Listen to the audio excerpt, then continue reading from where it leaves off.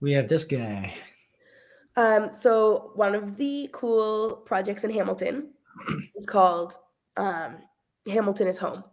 It's a great project. It's super famous, and it inspired me to start another little project called Hamilton is Hell. And there are so many homeless people Mm, struggling in Hamilton. And the more street photography that I did, hunting down art, and finding those authentic, candid moments between people, I really was surprised out of all the places that I've traveled, nationally and internationally. Hamilton has like a huge homeless population that is mhm, really, really struggling. And there is just simply not enough resources, not enough people that are keeping this on their radar, basically like enough. A lot of projects to do with the homeless end up kind of accidentally glamorizing or glorifying things in some way.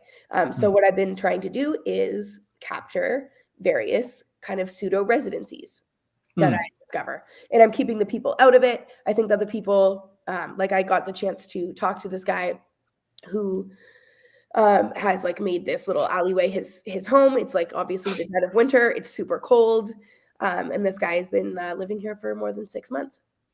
He has Looks like, like he's got the cardboard out in the middle there, kind of look. I guess that's where he sleeps. That's his bed. if you look a little further down to the back where the curtain is, there's actually like Oh, a piece of like a foam foamy. on Yeah. the Okay. ground with a blanket. And I think that's the kitchen area where the cardboard is. So his Okay. little bedroom's in the back where he can go behind that curtain and sleep on the floor.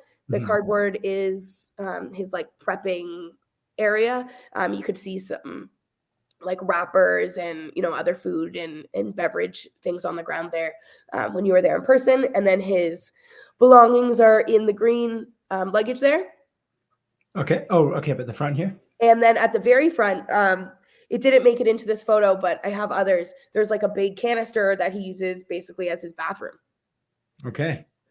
So I am going around Hamilton documenting as many of these as I can find. I found like 14 of them so far. And I chose this one because it was the very first one that I shot. So it wasn't like the most technical photo or, the most gorgeous photo, but it was what kind of like started me on this journey.